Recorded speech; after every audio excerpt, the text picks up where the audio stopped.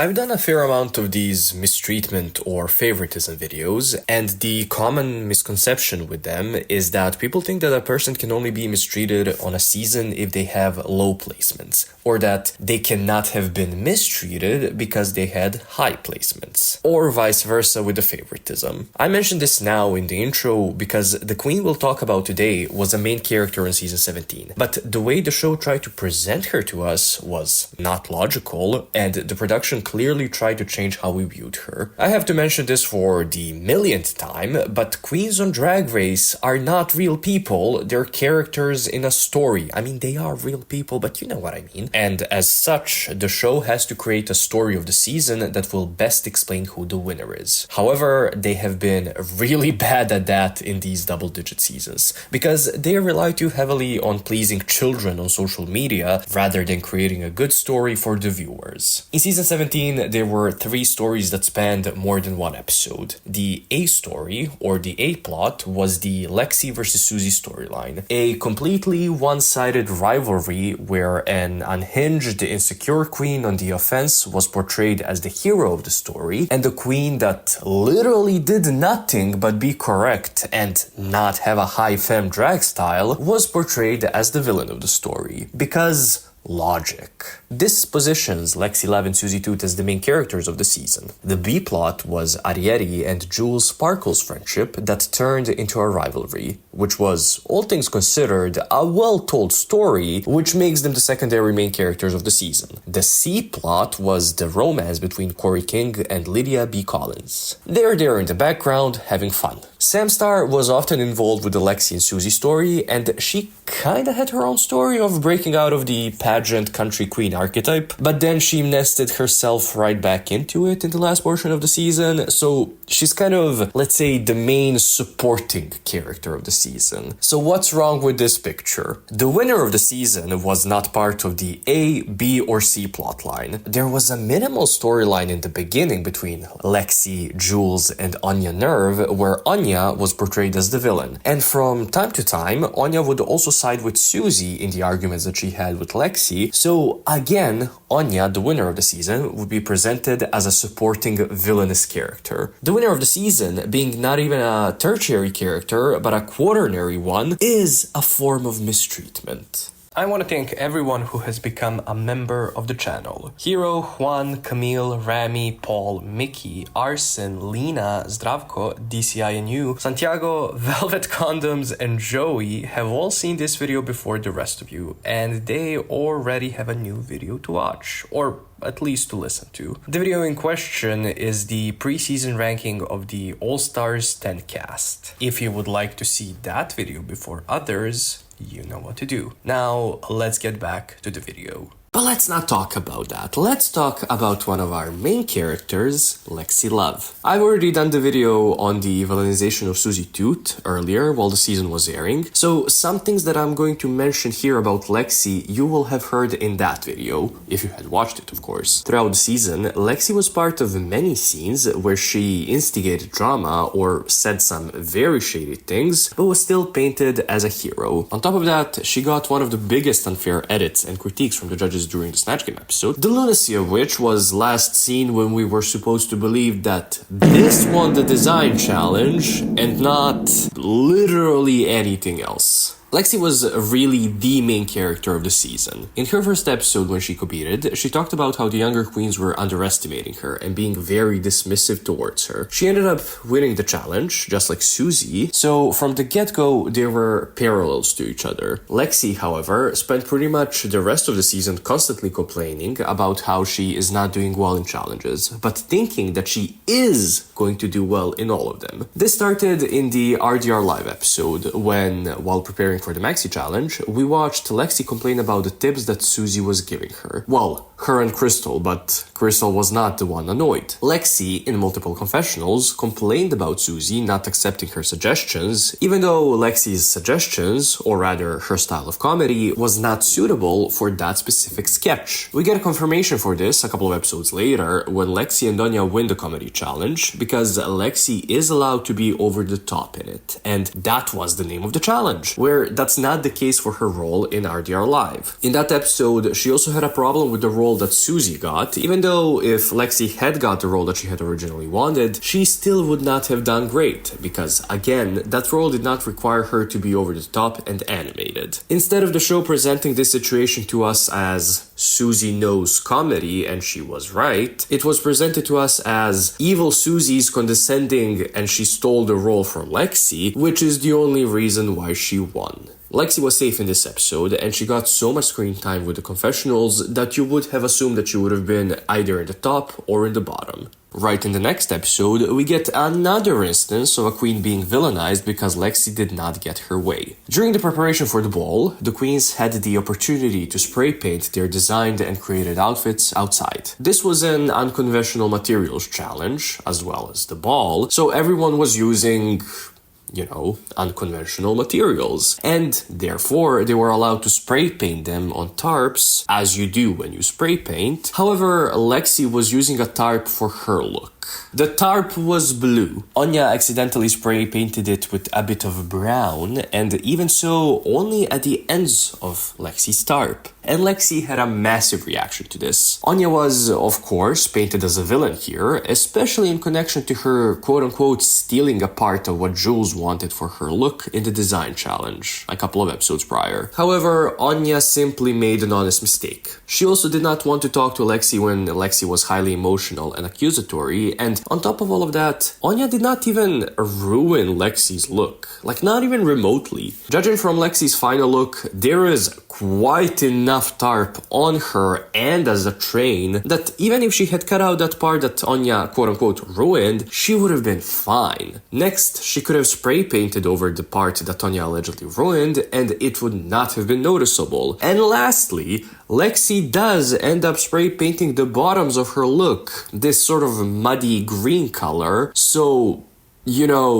Onya's brown would have gone pretty well with that. Lexi was safe for this episode, as she was for most episodes, and her being safe was edited as mostly a fault of Onya's. Meaning, if Onya had not done what she did, Lexi would have been high. I mean, no, she would not have been high, but that's how Lexi, our hero, our main character, our protagonist, presented this episode to us. The similar edit was given to Jules just a couple of episodes prior. So, in this episode, Lexi overreacted, was shown to be in the wrong, was also shown as not being in the top 3 of the challenge, and she still did not get the delusional edit that someone like, for example, Thorgy got on season 8. That's favoritism. And oh, what a bad run of episodes. In episode 7, the Snatch Game episode, we get the pinnacle of nonsense regarding Lexi's placements in the season. What is the reason behind this? Well, in the past couple of seasons, ever since RuPaul's overtly transphobic tweets about queens that happen to be trans women, and then the backlash he received for that, and the hilarious trains flag debacle, as well as the revelation of Ru's husband doing fracking, the show has tried its best to rehabilitate Ru's image. Now, to avoid being fully cynical, I bet that this change of heart is actually RuPaul choosing to grow as a person. However, their way of going about it has been purposely presenting trans women on Drag Race as virtually flawless, and always making sure that at least one of them is in the finale in the hopes of one of them winning. So for example, Kylie Sonique Love on All-Star 6 couldn't do anything wrong if you were to ask the producers, and the production handed her a win in a challenge that could have been won by like 15 different queens. Some of them were not even competing. Carrie Colby on season 14 kept as perpetually safe to prolong her stay in the season, even though she literally could not do anything right, and the show sacrificed Alyssa Hunter for the sake of her. Jasmine Kennedy on season 14 as well, a queen shown as annoying and delusional until the moment she comes out as trans, after which she's shown as lovable, ditzy, and dorky. While certain fans will watch this and go, yes, Mama Boozed house down slay work, others will see through the nonsense. Same thing happened with Lexi in this season and how she was edited in the Snatch Game episode. Up until that point, she had only been safe, excluding her win in the first episode. All throughout these safe placements, she complained about being safe. Whenever any other queen on Drag Race complained about being safe, they got shit on by the edit. So remember Miss Cracker, Lucy, Plasma, just to name a few. But when Lexi does it, and when the show realizes that they might be making the only trans woman in the Snatch Game of season 17 at the time of writing this seem as not a plausible winner, they gotta present her as doing well, even though she was not doing well. In Snatch Game, she portrayed Gilbert Gottfried. While the makeup was insanely good and her voice impersonation was spot on, after she would say anything, Lexi would audibly doubt herself and break character. Oh, what was that? An Ariana Grande whistle note? No, why are we hearing this now? Who made that noise?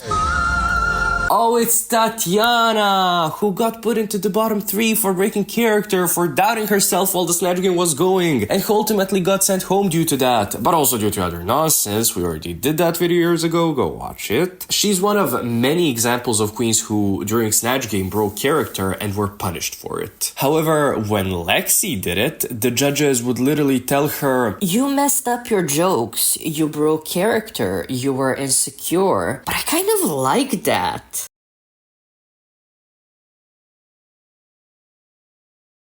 So, in the Snatch Game, you flopped. Lexi, you flopped funny. You were in on it. My whole life. Ah, shit. We enjoyed watching you flounder. It was so truly awful, it rounded the corner back to good again. Watching you attempt to complete a thought process and then give up midway through was so hilarious. And the worst thing is, you can see the surprised reaction of Lexi's because she knew that she did poorly. Everyone and their mothers knew that she did poorly, but the show pushed her into that high edit because they decided that her content can not only be her fighting battles that she started and her rotting in Untucked. But we're not done there. Oh, no. In episode 8, the Rusical, during that infamous picking of the role scene, even though she's not part of the discussion between Acacia and Suzie, in which I have to mention again, Suzie was in the right, Acacia in the wrong, and even though she had already picked her role, Lexi chose to throw herself into the mix and throw a couple of jabs at Suzie, implying that Suzie's win in the RDR Live episode only happened because Suzie got the role that she wanted. So this time, she should not get the role that she wants. However, even that nonsense of Lexi's is disproven because Suzie does not get the role that she wants and she still almost wins. And Lexi is yet again just safe. Like I have mentioned in my other videos, we are clearly shown that Suzie was correct in this case, but we are told that she was not. And of course, actions speak louder than words, or in this case, the shady music and the confessionals. Lexi, for no reason, added fuel to the fire, and in any other scenario, she would have been shown as a villain or an anti-hero at best. But no, yet again, her shitting on Suzie in this episode is shown as a heroic feat. You know what the worst part of this whole thing is? Suzie and Lexi's story could have been so good had the producers just not messed with the edit. We could have watched the two of them start the season on the same note, and their conflict could have been very Bob versus Torgy, where Suzie would be Bob and Lexi Torgy. But this time, with the reconciliation in the makeover episode. Because in that episode, Lexi is actually shown as a human and not a nightmare that the show tried to polish into a cunty saint. In the episode, Lexi realizes that her disdain for Suzie comes from her realizing that Suzie is what Lexi could have been, a fully realized, confident theater kid. And that was such an amazing moment of revelation in the episode that could have been topped off with Lexi going home, for example, because she finally got her story's resolution, or Lexi overcoming Suzie quite literally in the next episode's lip sync. But no, even in this case, they tank Lexi's story. Well, actually, no, Lexi thanks Lexi's story. Right in the next episode, after Lexi was actually likable, during the first couple of minutes of the episode, she straight up sabotages Sam by giving her advice. I put the cunt in country. Oh my God, write that down, Samantha. Write it down now. I think that Sam is just running this old country theme into the ground, honey. But this is the game. Sister Fish, I love you so much, but I'm not going to tell you that I don't think this is the best idea. This is insane. She gets no setbacks from that, no negative shady music, nothing. In previous instances, when her counterpart in the season, Suzie, was shown as giving advice, and actually good advice, Suzie was shown as a villain. But Lexi gives someone advice that puts them in the bottom two, and she's still presented as a hero. Insanity. There's no other way to end this video than saying that. Are there any other instances you would have mentioned here for Lexi? I must have already posted the Mistreatment of Suzie video, so go watch that if you have not. Then I also have a couple of more season 17 videos planned. And then All Stars 10. Victoria Beckham, help us.